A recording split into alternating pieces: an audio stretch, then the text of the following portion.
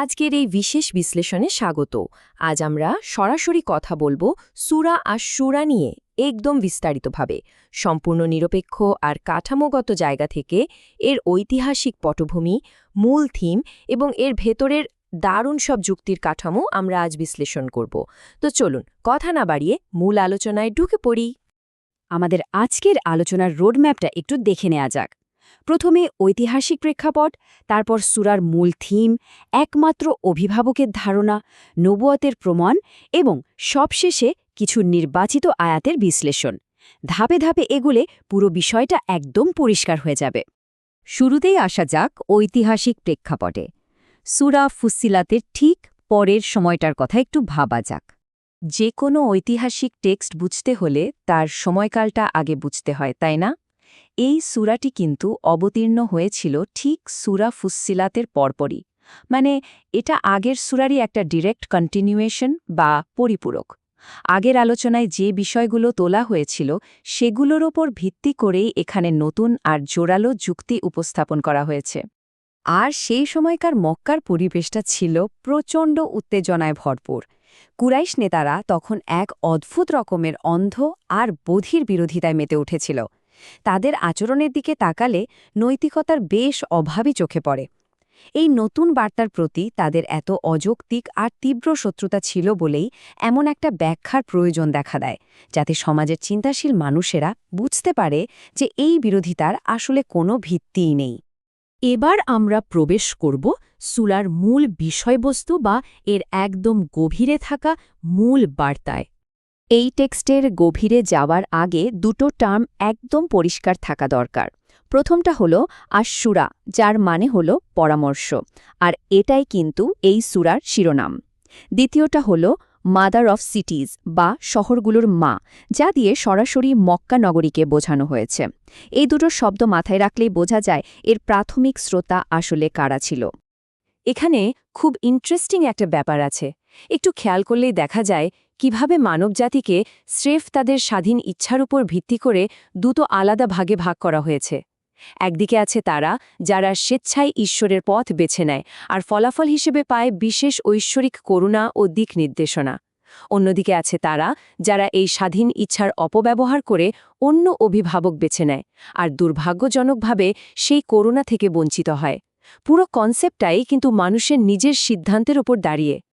আর এই সিদ্ধান্তের কথা বলতে গেলেই চলে আসে আমাদের পরবর্তী টপিক, একমাত্র অভিভাবক বা চূড়ান্ত রক্ষক হিসেবে ঈশ্বরের ধারণা।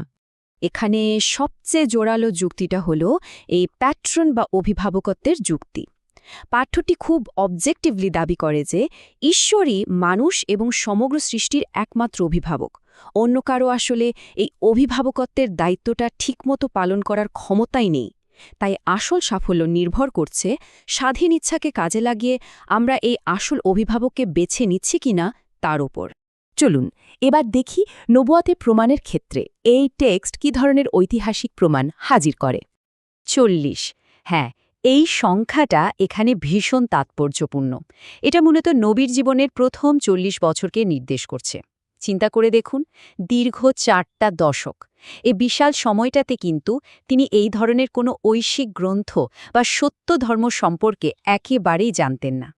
উৎসগুলো আমাদের বলছে জীবনের প্রথম 40টা বছর পার হওয়ার পর হঠাৎ করে তার মধ্যে এই গভীর জ্ঞান আর সত্যধর্মের আবির্ভাব, এটাই তার নবুয়াতের সবচেয়ে বড় আর সুস্পষ্ট প্রমাণ। কুরাইশ নেতাদের সমস্ত সন্দেহ আর বিরোধিতার বিপরীতে এটাই ছিল এক অকাট্য যুক্তি। একটু ভাবলেই বোঝা যায় যে মানুষটা টানা 4 দশক এই ধরনের কোনো ধারণার ধারে কাছেও ছিলেন না, তার মাধ্যমে হঠাৎ এমন নিখুঁত দর্শন প্রকাশ পাওয়াটা তো আর যেন-তেন ব্যাপার নয়, তাই না? এখন আমরা এই ঐতিহাসিক আর থিমেটিক কনসেপ্টগুলোকে সরাসরি মূল পাঠ্যের সাথে মিলিয়ে দেখব। চলুন কিছু নির্বাচিত আয়াতের দিকে নজর দেওয়া যাক।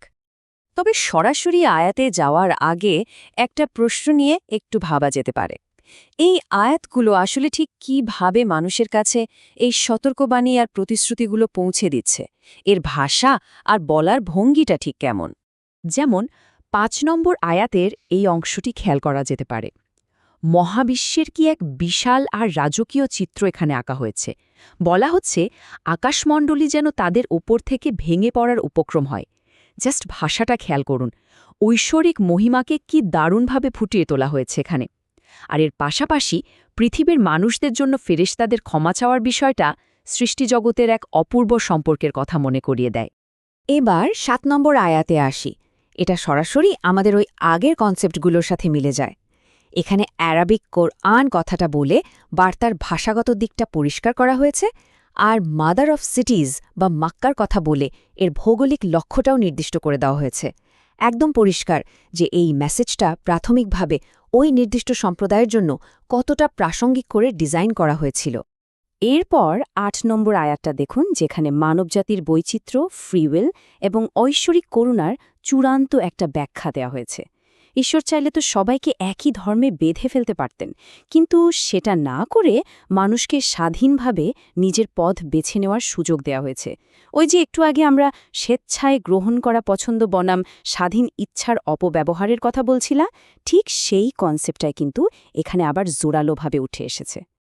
আমাদের এই আলোচনার একদম শেষে এসে এই শক্তিশালী আয়াতটি একটু দেখা যাক। এখানে সমাবেশের দিন বা বিচারের দিনের সুনিশ্চিত একটা বার্তা দেওয়া হয়েছে। বলা হচ্ছে মানবজাতি শেষ পর্যন্ত তাদের কাজের উপর ভিত্তি করে দুটো দলে ভাগ হয়ে যাবে, এক দল জান্নাতে আর এক দল জাহান্নামে। এই টেক্সট এভাবেই খুব লজিক্যালি আমাদের স্বাধীন ইচ্ছার চূড়ান্ত পরিণতির কথা মনে করিয়ে দেয়। তো সবশেষে একটা চিন্তার খোরাক রেখে যায়, প্রতিদিনের এই স্বাধীন ইচ্ছার প্রয়োগে আমরা আসলে নিজেদের জন্য কোন পরিণতিটা বেছে নিচ্ছি? এই প্রশ্নটা মাথায় রেখেই আজকের এই বিশ্লেষণ এখানেই শেষ করছি।